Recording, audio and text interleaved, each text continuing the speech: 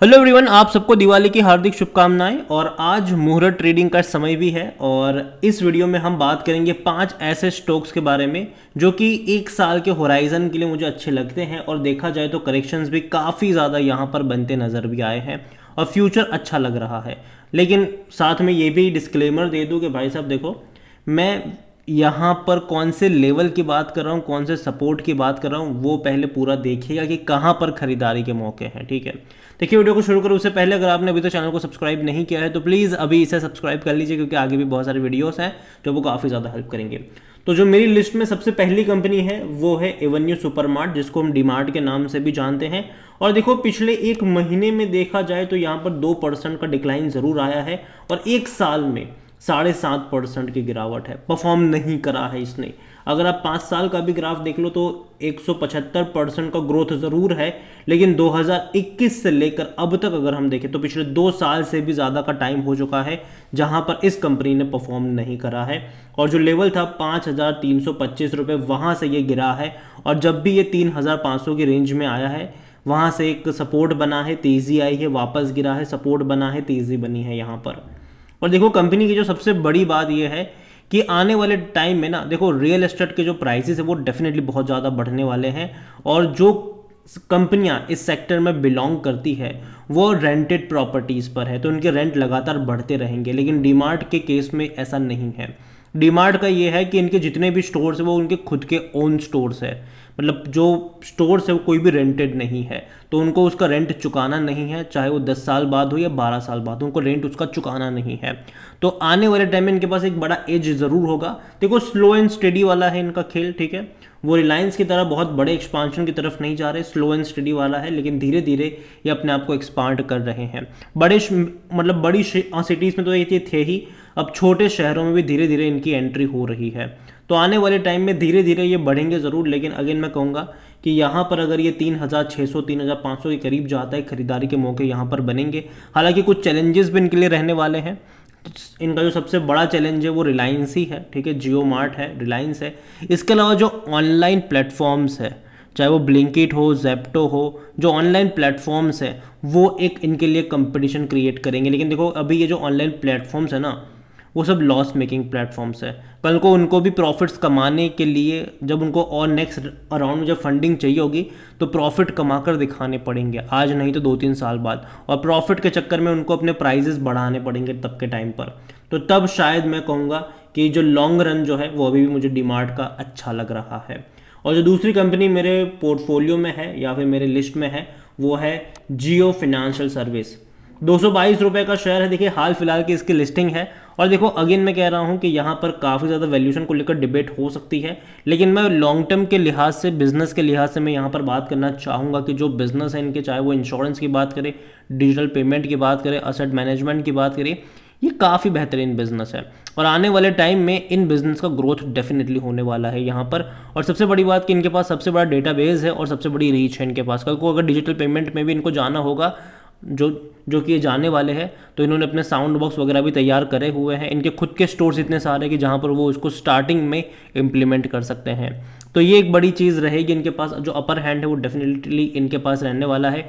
Insurance में इनके पास खुद इनका जो जियो ऐप है वो ऑलरेडी काफ़ी ज़्यादा फेमस, सक्सेसफुल कह सकते हो आप यहाँ पर, तो उनका भी इनको बेनिफिट मिलेगा फ्यूचर में। असेट मैनेजमेंट के लिए अगर हम बात करें तो भाई साहब रिलायंस अपने आप में इतना बड़ा नाम है कि भाई उनको बहुत सारे असेट मिलेंगे मैनेज करने के लिए। तो दिक्कत की बात मुझे यहाँ पर अभी लगती नहीं है। वैल्यूएशन को लेकर डिबेट हो सकती है कि कहाँ पे खरीदना चाहिए, कहाँ पे नहीं खरीदना चाहिए। और अगर मैं पहले भी यहाँ पर कई सारे वीडियोस बना चुका हूँ जियो के ऊपर, और मैंने एक चीज़ कही है कि किसी भी एक लेवल पर बहुत सारे शेयर्स गलती से भी मत खरीदना। धीरे धीरे हर 7-8% के डिक्लाइन पे धीरे धीरे ऐड करने के जो मौके हैं वो आपको यहाँ पर ढूंढने चाहिए, ये मेरा मानना है। तो जियो फाइनेंशियल सर्विसेज लिस्टिंग हाल की है, लेकिन जब भी गिरेगा बाइंग के मौके बनेंगे। और मुझे लगता है कि आने वाले टाइम में अच्छी खबरें भी यहाँ पर देखने को मिलने वाली है।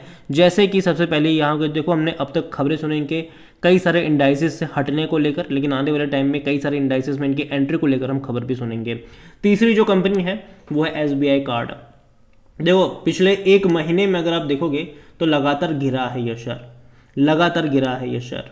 और अगर आप देखोगे तो भैया 900 रुपये से भी ऊपर था ये, वहाँ से लगातार गिर रहा है। और मुझे लगता है कि यहाँ से अब कहीं ना कहीं ये अटकना चाहिए, ये जो गिरावट है वो रुकनी चाहिए। और धीरे धीरे जो क्रेडिट कार्ड में स्पेंडिंग जो है ना वो डेफिनेटली हम इंडियंस की बढ़ने वाली है हम इंडिया से, क्योंकि धीरे धीरे इंडिया जो है वो काफ़ी तेज़ी से प्रोग्रेस करने वाली कंट्री बन रहा है। और ऐसे में लोग क्रेडिट कार्ड का यूज़ डेफिनेटली करेंगे। और अभी जिस तरीके से क्रेडिट कार्ड को लेकर भी बहुत सारी चीज़ें निकल कर आ रही है, जैसे कि अगर आप एयरपोर्ट में जाते हो तो एयरपोर्ट लाउंज को लेकर भी आपका प्रीमियम कार्ड होना चाहिए, तो वो सारी चीज़ें हैं और लोग उसको अपग्रेड करवाएंगे, ठीक है, चार्जेस वगैरह दे देकर भी, और ज़्यादा स्पेंड भी करेंगे। क्योंकि जैसे कि अभी आप हाल फिलहाल में देखोगे तो 1 लाख से ज़्यादा की स्पेंड करते हो तो ही आपको वहाँ पर फ्री लाउंज एक्सेस वगैरह मिलता है। तो लोग स्पेंडिंग ज़्यादा करना शुरू करेंगे। देखो, मैं ये नहीं कह रहा हूँ कि सब कुछ ऐसा होगा, लेकिन चांसेस इसके ज़्यादा बढ़ने वाले हैं और धीरे धीरे लोग कार्ड डेफिनेटली यूज़ करेंगे। यूपीआई ज़रूर है, लेकिन देखो यहाँ पर भी यूपीआई कार्ड भी आ रहा है, ठीक है। तो जाहिर सी बात है कि कंपनी जो है वो मेरे हिसाब से पिछले लंबे समय से परफॉर्म इसने भी नहीं किया, पिछले 1 साल से परफॉर्म इसने भी नहीं किया है और लगातार गिरा है ये। और मुझे लगता है कि 700 रुपये का एक सपोर्ट लेवल जोन ज़रूर है जहाँ से हर बार तेज़ी बनी है, तो इस बार ही मुझे लगता है कि तेज़ी बननी चाहिए और बाय ऑन डिप्स के मौके यहाँ पर भी आपको नज़र आ सकते हैं। चौथा जो शेयर है उसका बहुत ज़्यादा मजाक बन रहा है अभी के टाइम पर, और वो है HDFC बैंक। देखिए, पिछले 1 महीने में लगातार गिरा है, पिछले 1 साल में देखोगे तो भाई साहब परफॉर्म नहीं करा है इसने, बिल्कुल भी परफॉर्म नहीं करा है। लेकिन अगर आप इनके क्वार्टरली नंबर देखोगे ना तो भाई साहब वो ख़राब नहीं है, वो अच्छे नंबर्स है, वो बेहतरीन नंबर्स है। तो मैं यही कहूँगा आपसे कि ये जो टेम्पररी डिक्लाइन है या लंबे समय से ही अटका है, देखो 2021 से ही अटका हुआ है, वो भी कब से, जनवरी फरवरी से। तो भाई साहब इसने परफॉर्म नहीं करा है, 3 साल से कह लो, ऑलमोस्ट 3 साल से इसने परफॉर्म नहीं करा है ये। फिर 2020 के नवंबर महीने में ये 1440 रुपये का शेयर था और आज भी ये उसी के आसपास है। तो 3 साल हो गए इसको परफॉर्म नहीं करे हुए और लंबे समय तक का ब्रेक लगा ज़रूर है। तो कहीं ना कहीं यहाँ से अब ब्रेक टूटना चाहिए और इससे पहले भी अगर देखो तो 1400 रुपये का स्ट्रॉन्ग सपोर्ट मुझे लगता ज़रूर है। तो धीरे धीरे ऐड करने के मौके यहाँ पर ढूंढने चाहिए। इनके नंबर्स अच्छे आ रहे हैं, परफॉर्मेंस अच्छी करी है इन्होंने, बस प्राइस में तेज़ी नहीं आ पा रही है यहाँ पर। तो नज़र रखिए इसके ऊपर, यहाँ पर भी बाय ऑन डिप्स के मौके ज़रूर बनेंगे। और जो 5वीं कंपनी और आखिरी कंपनी मेरे लिस्ट में है वो है डिफेंस सेक्टर की हिंदुस्तान एरोनॉटिक्स। देखो, गवर्नमेंट जो है ना वो आने वाले टाइम में बहुत ज़्यादा पैसा स्पेंड करने वाली है अपने डिफेंस को लेकर, और गवर्नमेंट जो है वो इंडियन कंपनियों को ऑर्डर ज़्यादा दे रही है यहाँ पर। तो ये सबसे बड़ा फ़ायदा इनको मिलने वाला है आने वाले टाइम में। और हिंदुस्तान एरोनॉटिक्स की सबसे अच्छी बात ये है कि भाई साहब मेक इन इंडिया में सबसे लीडर पोजीशन पे ये रहने वाला है। यहाँ पर अगर पिछले 1 महीने की बात करें तो परफॉर्मेंस है यहाँ पर, 1 साल की बात करोगे तो भैया परफॉर्मेंस है यहाँ पर, और अभी देखो तो 1 साल के सबसे हाईएस्ट प्राइस पर भी है ये। 5 साल की बात करो तो तेज़ी है यहाँ पर। तो देखो ये बढ़ता रहेगा। यहाँ पर बाय ऑन डिप्स के मौके आपको ढूंढने चाहिए और कंपनी ख़राब नहीं है, डिफेंस के कई सारे ऑर्डर इनको मिलेंगे। और जिस तरीके की सिचुएशन हम वॉर वाले फ्रंट पे देख रहे हैं कि पहले रशिया यूक्रेन क्राइसिस हुआ, उसके बाद अभी इजराइल गाजा का चल रहा है, ठीक है। तो अभी जो हर कंट्रीज़ है ना वो अपनी डिफेंस सिस्टम को और ज़्यादा मजबूत करने की कोशिश करेगा। और इंडिया भैया ऑलरेडी ऐसे पड़ोसियों से घिरा हुआ है कि हमें अपने डिफेंस को मजबूत करना ही पड़ेगा। तो इसके लिए गवर्नमेंट डेफिनेटली बहुत ज़्यादा पैसा स्पेंड करेगी आने वाले टाइम में। और HUL डेफिनेटली मुझे लगता है कि यहाँ पर एक बड़ा बेनिफिशियरी के तौर पर रहने वाला है, तो नज़र यहाँ पर भी होनी चाहिए। डिफेंस सेक्टर पिछले कुछ टाइम में बहुत अच्छा परफॉर्म करे हैं, आगे भी चांसेस है कि और अच्छा परफॉर्म करने का तो मतलब देखने को मिलेगा ही यहाँ पर। तो ये थी भैया ये 5 कंपनियां जो मुझे लगता है कि मुहूर्त ट्रेडिंग के टाइम पर अच्छे मौके बनेंगे। लेकिन साथ में ये भी मैं कह दूँ, ऐसा नहीं कि किसी एक लेवल पर बहुत सारे शेयर्स खरीद के बैठ जाओ, आप धीरे धीरे ऐड करने के मौके यहाँ पर आपको ढूंढने चाहिए। क्योंकि मैंने पहले भी कहा था कि देखो दिवाली के टाइम पर ना तेज़ी रहेगी, लेकिन उसके बाद ना गिरावट आपको देखने को मिल जाएगी। तो मुहूर्त ट्रेडिंग का तो आज का जो टाइम होगा वो डेफिनेटली अब आज बाजार अच्छी खासी रफ्तार दिखाता नजर आएगा, लेकिन उसके बाद ना थोड़ी बहुत प्रॉफिट टेकिंग आपको दिखाएगा बाजार, ठीक है। तो ऐसे में बाय ऑन डिप्स के मौके इन कंपनियों में आपको ढूंढने चाहिए।